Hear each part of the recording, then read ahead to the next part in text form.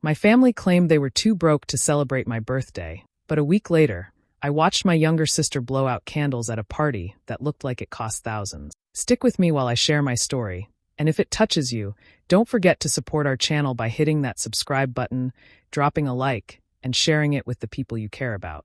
My name is Emily Carter, and I turned 17 last spring. I live with my dad, Mark, who's strict about everything, my mom, Susan, who usually just goes along with whatever he says, and my younger sister, Lily. She's 15, and if I'm being honest, she's always been the favorite. She gets whatever she wants, whenever she wants it, and somehow my parents always find a way to excuse it. When my birthday came around, I didn't expect much.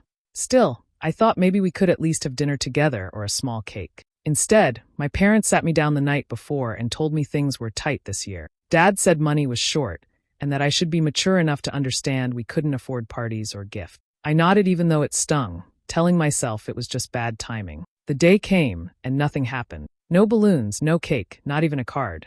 Mom made spaghetti for dinner like it was any other night. Lily didn't even say happy birthday. She just sat across from me at the table scrolling through her phone. I swallowed my feelings, pretending it didn't matter, but deep down, it hurt more than I wanted to admit. A week later, I found out just how big that lie was. My parents suddenly had money, lots of it. They rented out a hall in town for Lily's sweet 16, even though she was only turning 15. The place had a DJ, a photo booth, and trays of catered food. Lily wore a sparkling dress that must have cost a fortune. The entire family showed up, neighbors too, and everyone acted like she was royalty. I stood in the corner, watching her twirl around the dance floor while people clapped and cheered. My parents looked so proud, smiling like they hadn't a single worry in the world. Every laugh, every toast, every gift that piled up in front of her felt like a slap across my face. I couldn't stop thinking about how they told me we had nothing, not even for a small cake. Yet here they were, throwing Lily the kind of party kids dream about. Relatives came up to me that night, asking why I wasn't smiling, why I didn't join in. I forced myself to laugh and say I was just tired, but inside I felt invisible. It was like my birthday, my feelings, and my existence didn't matter at all. Lily blew out her candles, and everyone cheered so loud the walls shook. I stood there with my hands clutched together, trying not to cry, knowing that no one would notice if I did. That was the moment everything shifted for me. It wasn't just about a party. It was the realization that my parents had chosen her over me, not just once but over and over again. They lied to my face, made me feel like I wasn't worth celebrating, and then turned around and gave Lily the world. That night, as the music blasted and my sister danced under the flashing lights, I made myself a promise. I would never forget how they made me feel, and one day they would regret it. When I thought back, that night at Lily's party wasn't the first time I felt pushed aside. It was just the moment that made everything clear. Looking back through the years, the signs had always been there, but I kept brushing them off because I wanted to believe my parents cared about us equally. Growing up, whenever Lily needed something, she got it right away. New shoes, name-brand jackets, the kind of phone kids at school bragged about, my parents made sure she had them. When I asked for things, the answer was usually maybe later, or we can't afford that right now. Later never came. I'd watch Lily walk into school in clothes bought just last week, while I was still wearing jeans from 2 years ago, the knees faded and stretched thin. Whenever I tried to bring it up, my dad would cut me off with the same excuse. She's younger, she needs it more. You're older, you can understand. My mom repeated it too, like it was some golden rule. I did understand. I understood that what they really meant was that Lily mattered more. At school, I worked harder than most kids I knew. I got good grades, I picked up extra credit, and I even worked weekends at a little diner down the road to save money for myself. No one ever praised me for it. I'd come home exhausted, smelling like French fries, and my mom would barely look up from folding Lily's new clothes. Meanwhile, Lily could flunk a test or skip a chore, and they'd laugh it off. She's still young, they'd say. But I was only 2 years older. What made me so different? That lie about being broke started to weigh on me more each day. Every time I remembered my birthday dinner, the plain spaghetti, the silence at the table, it burned deeper. It wasn't just that they didn't throw me a party. It was that they lied. They looked me in the eye and told me they had nothing, then a week later poured everything into Lily's celebration.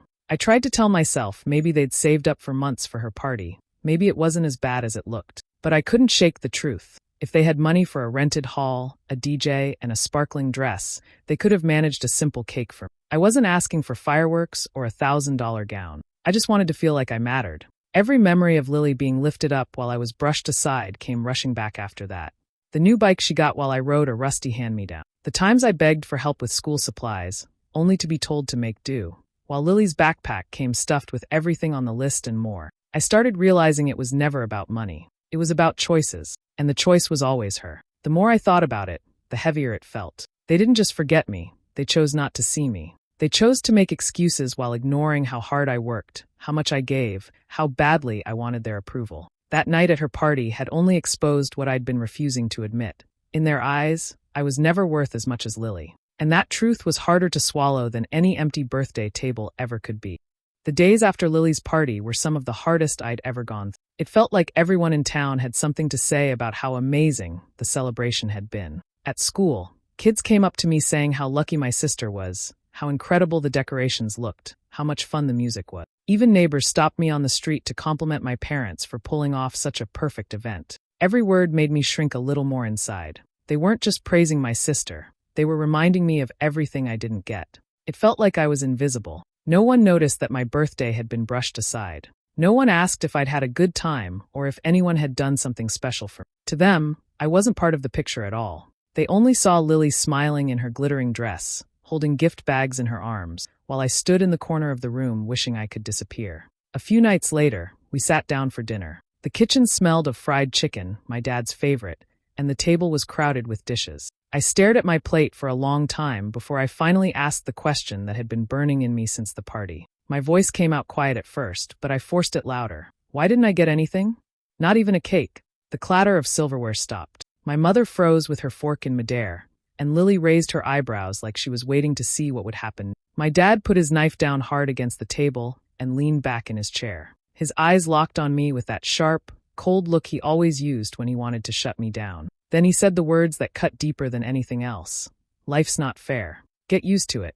The way he said it, flat, final, without the slightest bit of care, knocked the air out of me. It wasn't even an explanation, just a command to stop asking for more than I deserved. My mother shifted uncomfortably, but she didn't say a word. Lily smirked, like she'd just won some game I didn't even know we were playing. After dinner, Lily carried her new things into the living room. Jewelry, a purse, gift cards, perfume. She lined them up on the couch and looked at me with a mocking grin. Guess being the favorite has its perks, she said, flipping her hair as if the words themselves weren't sharp enough. I didn't respond. I just stared at her, memorizing the sound of her laugh as she paraded around with everything I had been denied. When I went upstairs to my room that night, the walls felt closer than usual. I lay on my bed in the dark, staring at the ceiling, replaying every moment in my head. The silence in the house made their words echo louder. My dad's cold dismissal, Lily's smug teasing, the empty way my mom avoided my eyes. Something in me hardened. That was the moment I realized things had gone too far. It wasn't just about unfair treatment anymore. It was about being told straight to my face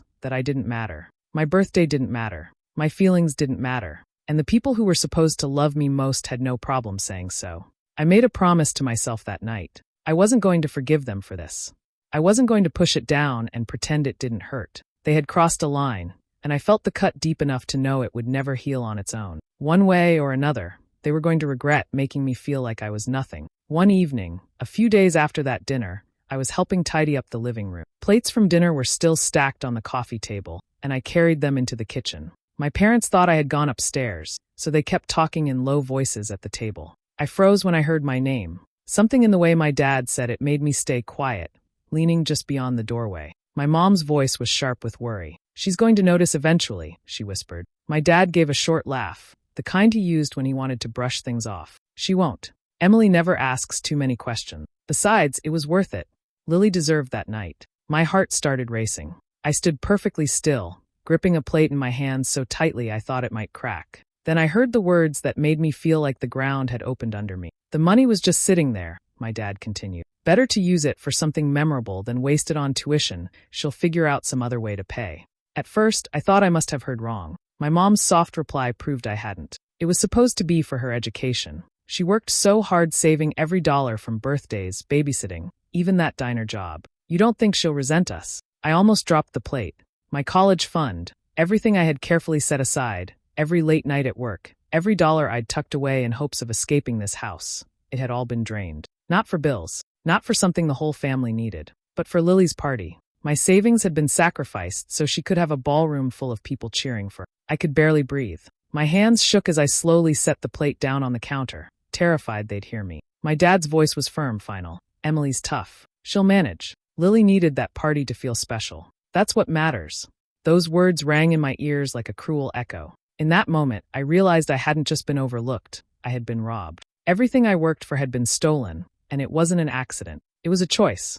They looked at me, saw my efforts, and decided they didn't matter. I wasn't a daughter to them. I was a resource, something they could drain to keep Lily shining. I walked back to my room in silence, every step heavy with disbelief. Sitting on my bed, I tried to make sense of it, but the more I thought about it, the worse it felt. They hadn't even considered asking me. They hadn't thought about what that money meant, how many nights I'd stood on my feet at the diner to earn it, or how many hours I'd spent dreaming of leaving this house behind. To them, my future was less important than Lily's one night of glitter and music. Shock gave way to something hotter, darker. The devastation burned into rage, a kind I'd never felt before. I pressed my fists against the mattress, feeling my nails dig into my palms. If they saw me as disposable, then I would show them what it meant to underestimate. They thought I would stay quiet forever, that I'd just manage. That night, I made a decision. I wouldn't confront them yet. I wouldn't scream or cry or beg them to care. I would wait, I would watch, and I would plan. They had taken everything from me, and one day, they were going to see what it felt like to lose something they thought they could never lose. After that night, something inside me shifted. I didn't cry. I didn't scream. I didn't even let myself show the smallest crack in front of them. If they looked at me, all they saw was the same quiet daughter, the one who did her chores, went to school, and stayed out of trouble. On the surface, nothing changed. But beneath it all, I had started building something they couldn't see. I carried my rage like a secret, burying it deep where no one could touch it. Every morning, I woke up and played the role they expected. I answered politely, nodded when spoken to, and forced a calm tone even when my chest burned. They thought I had accepted my place in the background. What they didn't know was that every smile I faked was another brick in the wall I was quietly constructing between us. At school, I threw myself into my classes harder than before. I stayed after to study, volunteered for projects, and made sure my grades stayed sharp. My teachers thought I was just determined about college. They didn't know I was preparing a way out, a door to escape that no one could lock behind me. At work, I picked up extra shifts whenever I could. I wiped down tables, balanced trays, smiled at customers, all the while pocketing every tip with care. This time, I didn't tell my parents how much I was making. I opened a separate account under my own name, one they couldn't touch, and funneled everything into it. Every deposit felt like a step closer to freedom, a silent act of defiance. I also began keeping record. Whenever I overheard something that revealed their favoritism, I wrote it down. Dates, times, exact words. When Lily got expensive shoes after claiming she needed them for school, I kept the receipt tucked into a folder under my mattress. When I caught my dad joking about how I didn't complain much, I jotted it down word for word. Piece by piece, I built a collection of proof that showed exactly how little I mattered to them. Not because I needed it right then, but because I knew one day I might. Through it all, Lily floated around the house like she was untouchable. She bragged about her gifts, compared herself to girls at school, and tossed new clothes across her bed like they were nothing. If she noticed me working late or dragging myself in after long shifts, she never said a word. She was too wrapped up in her own reflection, too sure she was the center of everything. I didn't correct her. I didn't snap back when she gloated, didn't roll my eyes when she twirled in front of the mirror. I let her think she was winning, let her believe she had everything while I had nothing. That illusion was important. If they saw me as weak, as quiet, as invisible, then I could move without them suspecting. Every day that passed, my silence grew sharper. I learned to listen more than I spoke, to study them the way someone studies an opponent before the final move. They thought they had taken everything from me, but they didn't know what I still had: my patience, my memory, and the ability to wait for the right moment. And so I played along, day after day, pretending to be the obedient daughter while secretly stacking the pieces of a plan I hadn't yet revealed, even to myself. All I knew was this: one day they would see me clearly, and by then it would be too late for them to undo what they had done. The morning I turned 18 came without a trace of celebration. No cards on the table, no mention of the date. It was like the day didn't exist. I sat down to breakfast, waiting for even a simple acknowledgement, but nothing came. My dad read the newspaper, my mom sipped her coffee, and Lily scrolled through her phone, humming to herself. The silence was so heavy it almost made me laugh. I was officially an adult, and somehow that gave them the excuse to erase me completely. By dinner, I'd accepted they weren't going to say a word. The four of us sat around the table eating chicken and rice, just like it was any other night. I forced myself to speak, asking if they had forgotten what day it was. My mom glanced up for a second, then looked away. My dad didn't even flinch. "Birthdays aren't a big deal once you're grown," he said flatly, as though it was the most reasonable thing in the world. That was it. No apology, no small gesture, not even a slice of cake from the grocery store. Just a shrug and a statement that told me my milestones weren't worth acknowledging. My chest felt tight, but I didn't let them see it. I nodded slowly, stabbing at the food on my plate like I agreed. On the outside, I looked calm. Inside, it was another story entirely. The heat in my stomach grew with every bite I forced down. I wanted to slam my fork against the plate, to scream that I deserved at least a little recognition. But instead, I swallowed the anger whole, showing it would only give them more power, and I had already decided I wasn't handing them that satisfaction again. After the table was cleared and everyone disappeared into their own corners of the house, I climbed the stairs to my room. I closed the door behind me and sat on the edge of my bed in the dark. My 18th birthday had been treated like a normal Tuesday, nothing more. For years, I had told myself it might change when I was older, that one day they'd see me differently. That illusion died completely in that moment. I stared at the blank wall across from me, listening to the faint hum of the TV downstairs. My hands curled into fists. If they thought turning 18 meant I no longer mattered, then fine. I'd show them what it meant for me to finally be grown. I wasn't a child anymore, and they couldn't keep me in this house forever. The decision formed clearly in my head, sharper than it had ever been before. I wouldn't stay a day longer than I had to. Once I walked across that stage at graduation, I was gone. Not quietly, not slipping out the back door, but in a way they would feel. They had taken everything from me, ignored every part of me that asked for love or even acknowledgement. I would make sure leaving wasn't just about escape, it would be a reckoning. I lay back on the bed, staring at the ceiling until my eyes blurred. The emptiness of the day pressed on me, but beneath it pulsed something steady, almost electric. My anger had become a kind of fuel. They didn't know it yet, but their dismissal had given me the final push I needed. My childhood ended without candles or wishes, but in its place was something stronger, something sharper. And from that night forward, I held on to one certainty. When I finally left, they were going to remember it.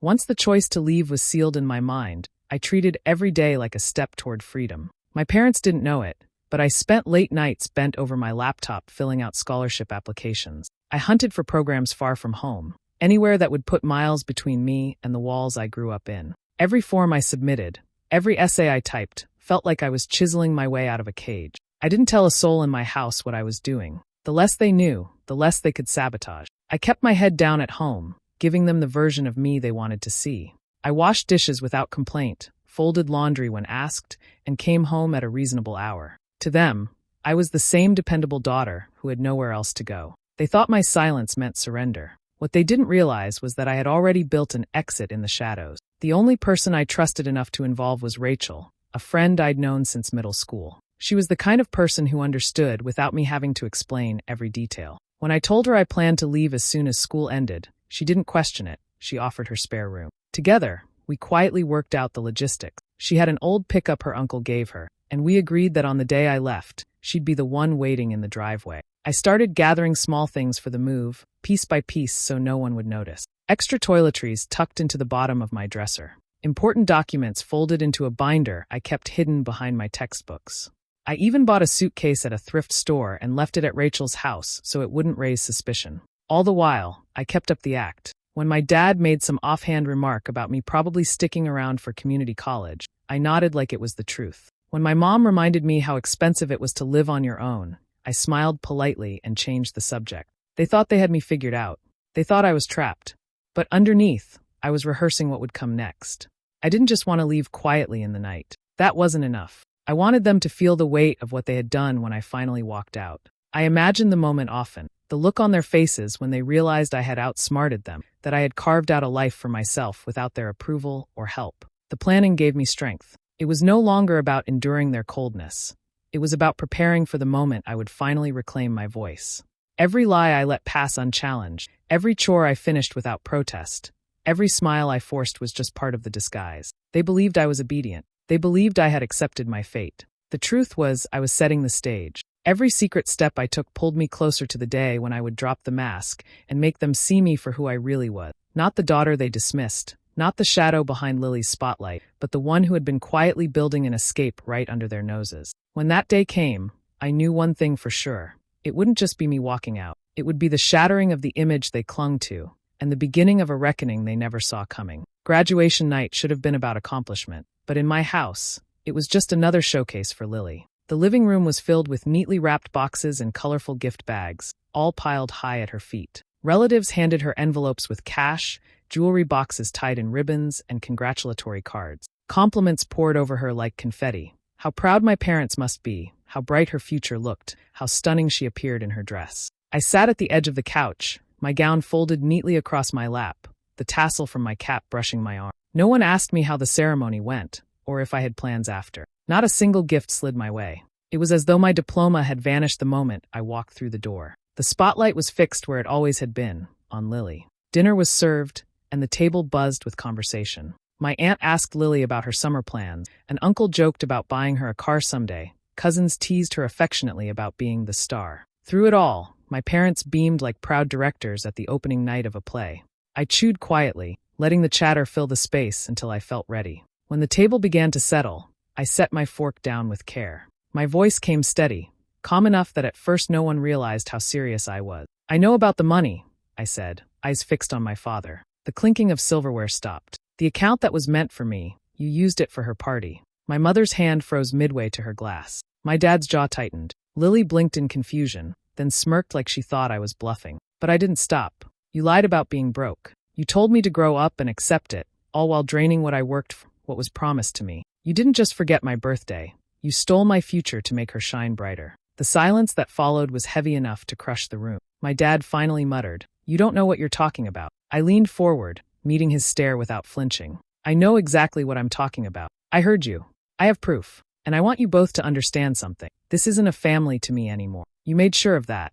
My mother's lips parted as if she wanted to speak, but nothing came. Lily shifted in her chair, her smugness faltering for one. I held their gaze, one by one, letting the weight of my words sink in. "You chose her at every turn. You treated me like I was disposable. So tonight, I'm making my own choice. I won't keep pretending I belong here." Chairs creaked as relatives shifted uncomfortably, waiting for someone to break the tension. No one did. The air felt charged, thick with the realization that the script they had written for me had unraveled in a single conversation. Without raising my voice, without another word, I pushed my chair back and stood. The scrape of wood against tile echoed like a final line. I walked from the table, every step deliberate, leaving behind the plates, the stares, the stunned silence. My heart pounded, but my back stayed straight.